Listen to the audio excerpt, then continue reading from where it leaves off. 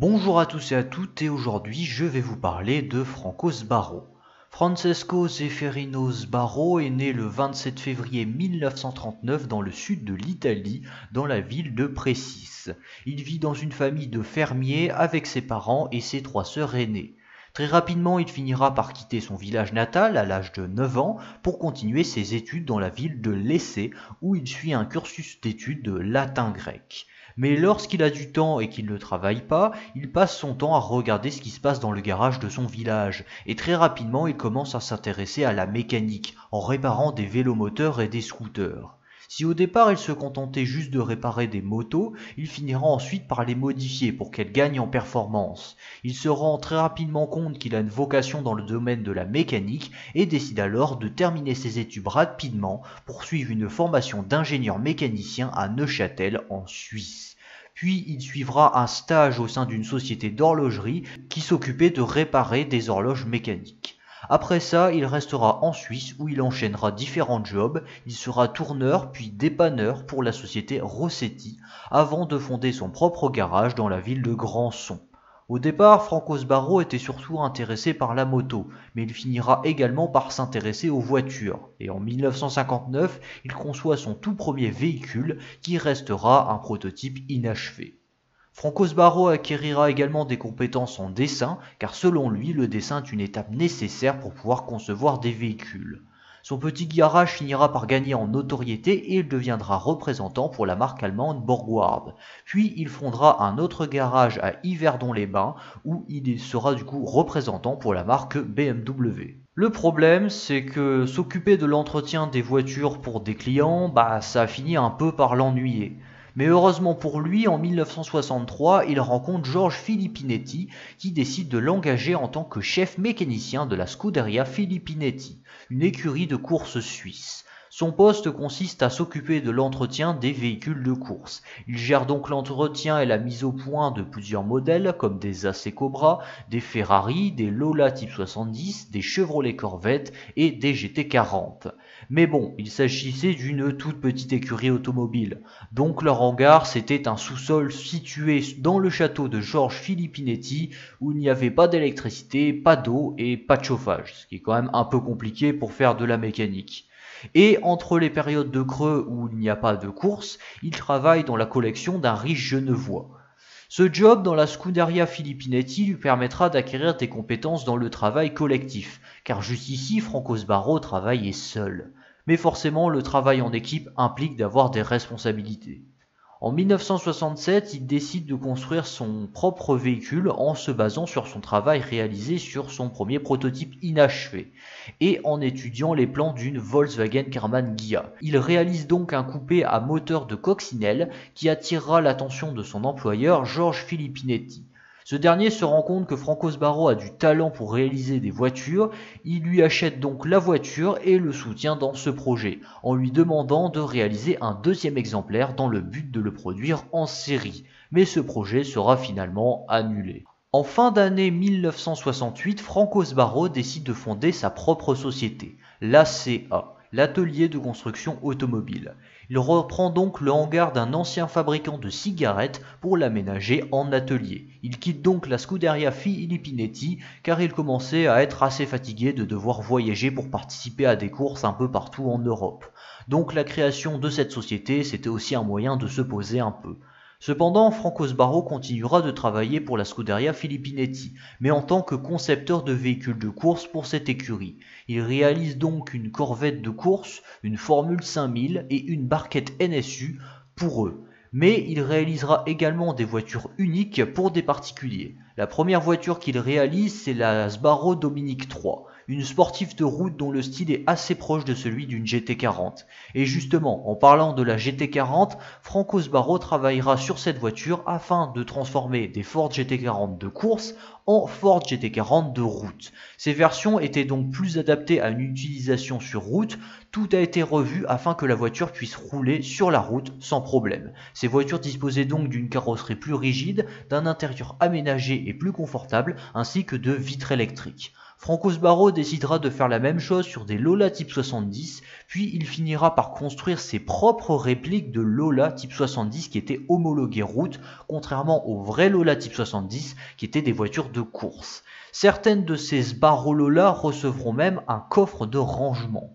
Franco Sbarro modifiera également une Bizzarini afin de l'améliorer en l'équipant d'un moteur de Ford GT40. Parallèlement à ça, il continuera de réaliser quelques voitures de course, des Can-Am et une Opel GT. Puis il sera appelé par la production du film Le Mans. Son job consistait à fournir des voitures que la production souhaitait et de les modifier pour qu'elles puissent être utilisées pour le film. Mais après avoir travaillé pour ce film, Franco Sbarro décidera de se centrer uniquement dans la réalisation de voitures de route uniques, qu'il produisait parfois en petite série avec l'aide d'une petite équipe de mécaniciens, mais aussi à l'aide de sa femme, Françoise Sbarro, qui l'a beaucoup aidé notamment pour gérer la partie administrative de sa société. Et une fois que les voitures sont terminées, eh bien elles sont exposées au salon de Genève, afin de trouver un client qui veuille bien en acheter une. Franco Sbarro avait tendance à utiliser le polyester pour la fabrication de ses véhicules, pour des questions de simplicité. Le profane parle en général de matière plastique, mais quelles sont les composantes qui recouvrent ce terme? On l'appelle plus plastique, c'est polyester ou composite. C'est déjà un peu plus noble que plastique, vulgaire plastique. En fait, sous le polyester ou composite se cachent des filaments de verre qui en soi n'auraient pas de résistance mécanique, mais une fois imbibés de résine et avec les ingrédients qui polymérisent, ça veut dire qu'ils durcissent pendant une nuit, me donnent un matériau qui est le polyester. Ce polyester, il a des caractéristiques tout à fait impressionnantes, soit la résistance, soit l'élasticité, soit au support de peinture que le va être, ça veut dire une carrosserie, et il est éternel, on peut dire. Donc, pour moi, c'est un matériau noble. Alors, je ne pourrais pas vous parler de tous les modèles que Sbarro et son équipe ont réalisés, car il y en a eu énormément et la majorité d'entre eux sont uniques. Donc je me contenterai d'en citer un maximum, mais forcément je ne pourrais pas parler de tous les modèles, parce qu'il y en a vraiment beaucoup trop. Au cours des années 70, l'ACEA, qui changera rapidement de nom pour Sbarro, réalisera plusieurs modèles, comme la Sbarro SV1, une voiture de sport avec porte-papillon qui était équipée d'un moteur Wankel NSU et qui apportait quelques progrès en matière de sécurité. L'auto a failli être produite en petite série, mais finalement elle restera unique. En 1974, Franco Sbarro réalise des répliques de BMW 328 à partir de moteurs BMW plus modernes. L'auto sera produite en série durant 10 ans, ce qui est exceptionnel pour la marque, habituée à produire très peu de voitures et souvent faire des voitures uniques. Il y a ensuite la Sbarro Carville, une mini-voiture électrique produite en petite série, et la Sbarro Stache qui se base sur la SV1 et qui sera produite à 5 exemplaires. Et l'une d'entre elles sera modifiée par Pierre Cardin et aura le droit à un intérieur aménagé. Sbarro produira aussi une Stache cabriolet. De 1976 à 1980, la société Sbarro réalisera pas mal de modèles, comme la BMW 328 Baby, la Cadillac Function Car, mais aussi la Sbarro Windhound et la Sbarro Windhawk. Ces deux véhicules sont des véhicules tout-terrain. La Windhound est un 4x4 à moteur BMW, tandis que le Windhawk est un 6x6 équipé d'un V8 Mercedes réalisé à exemplaire unique pour le roi Khaled d'Arabie. Ces véhicules sont très bien équipés et bien motorisés et ce sont les ancêtres les plus proches de nos SUV actuels. Mais bon, ça reste quand même beaucoup mieux qu'un simple SUV. En 1979, Franco Sbarro présente son interprétation de la Bugatti Type 41 avec la Sbarro Royale, équipée d'un V16 de 320 chevaux. L'année d'après, Sbarro sort d'autres modèles, la Sbarro Rolls-Royce Camargue Hunting Car, la Sbarro Ferrari Testarossa Baby, une voiture pour enfants qui sera produite en petite série. De 1981 à 1985, la société Sbarro réalisera des répliques de Mercedes 540K, une réplique de Ford GT40 et diverses Mercedes spécialement modifiées avec des kits carrosserie et certaines ont eu le droit à des porte-papillons. C'est également à ce moment-là que Franco Sbarro réalisera pas mal de versions de la Golf. La plus connue, c'est la Sbarro Golf Turbo, équipée d'un moteur de Porsche 911 turbo. L'auto pouvait s'ouvrir en deux afin que l'on puisse accéder facilement à la mécanique. Et si en théorie on pouvait rouler avec le capot ouvert, l'État suisse interdira cela, considérant que cela pouvait être dangereux. Par la suite, d'autres Golf Sbarro seront réalisés. Il s'agit des Sbarro Golf 300S, mais ces dernières n'étaient pas aussi sophistiquées que la Sbarro Golf Turbo et elles ne pouvaient pas s'ouvrir en deux comme cette dernière. Franco Sbarro réalisera d'autres sportifs compacts avec la Super 12 équipée d'un moteur 16 cylindres qui résulte de la fusion de deux moteurs de moto Kawasaki. Mais l'auto sera jugée trop instable sur route et ne sera jamais vendue. Par contre, elle servira de base d'inspiration pour créer la Sbarro Super 8 qui utilise un moteur de Ferrari 308. Sur le point de vue de l'intérieur, c'est également très bien travaillé avec la présence de cuir. Il s'agit d'ailleurs certainement de l'une des plus belles réalisations de la marque Sbarro. D'autres véhicules seront réalisés durant cette période, la Sbarro Windy, la Sbarro Renault Special 5 Turbo, la Sbarro Brescia, la Sbarro Renault 25 Charbonneau, une voiture réalisée en partenariat avec le designer Philippe Charbonneau et qui aurait dû être produite en série par Renault, mais ces derniers refuseront la proposition. Et enfin, il y a la Sbarro Challenge, une voiture de sport futuriste équipée de rétroviseurs par caméra. L'auto sera produite en petite série et plusieurs versions seront proposées au catalogue avec différents types de moteurs, en propulsion ou en 4 roues motrices, et l'une d'entre elles recevra 4 places. La dernière de la série, c'est la Challenge 3 qui disposait d'un moteur de Porsche 911-930 turbo. En 1986, Sbarro sortira pas mal de nouveaux modèles comme la Sbarro Citroën Aventure C15, une sorte de C15 haut de gamme futuriste recevant un moteur de Visa GTI et un intérieur travaillé. Cette C15 pouvait accueillir 7 personnes dans son habitacle. Malheureusement, l'auto a disparu de la circulation à l'heure actuelle.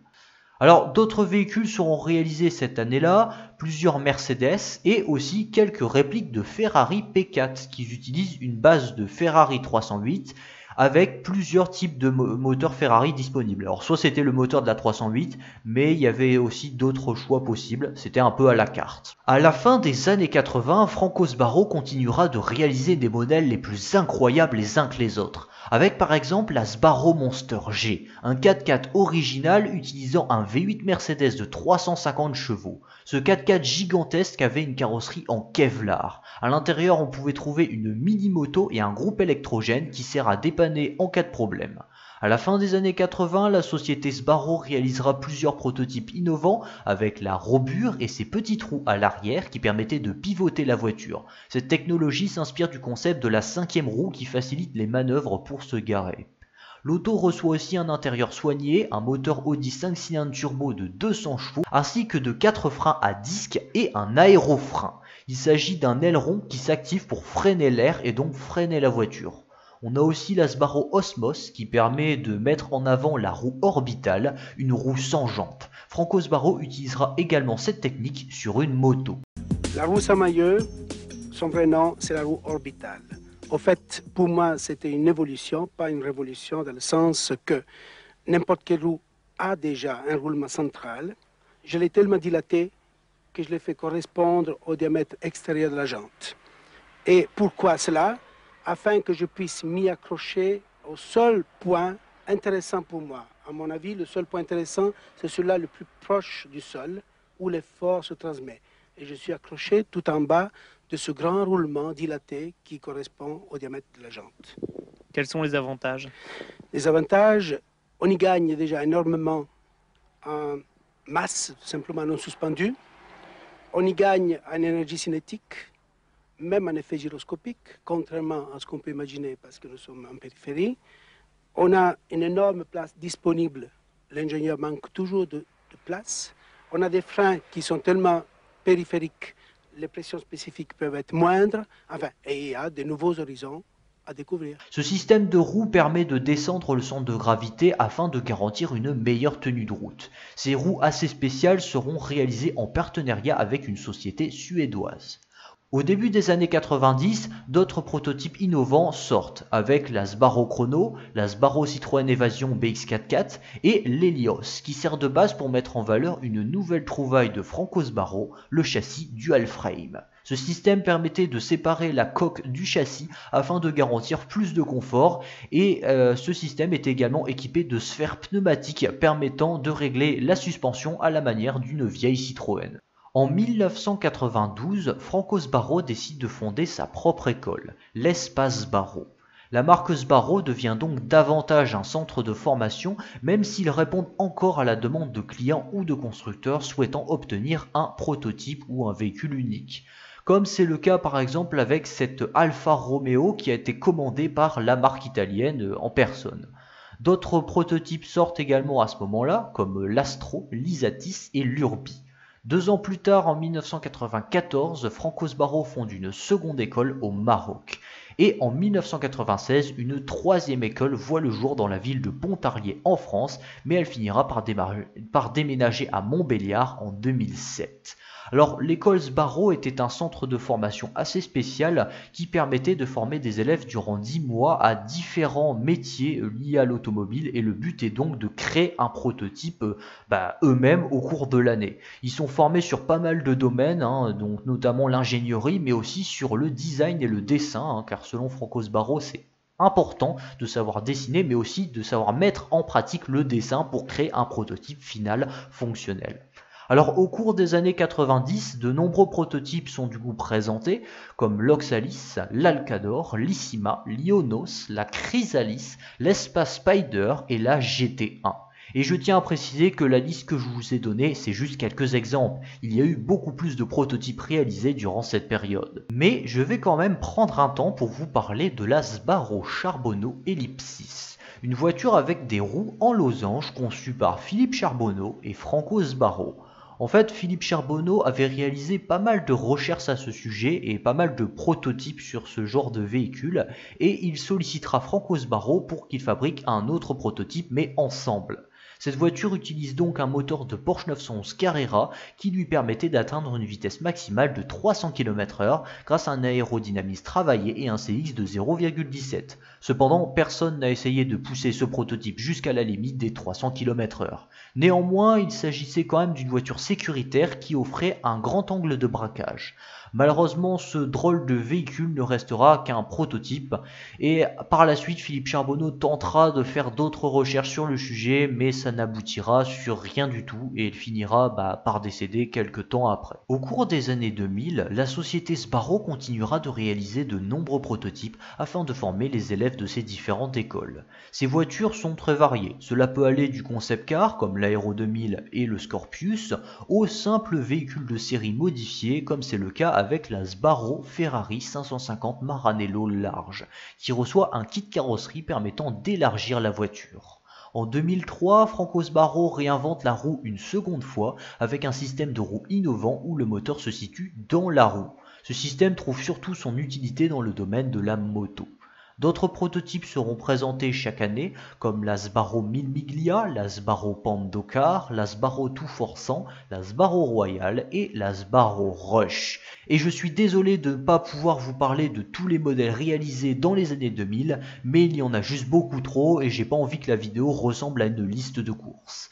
Alors, à l'heure actuelle, Franco Sbarro est âgé de 85 ans et au cours de ces dernières années, il a réalisé quelques voitures de temps à autre. Comme c'est le cas avec cette moto électrique modulable réalisée durant le confinement en 2020.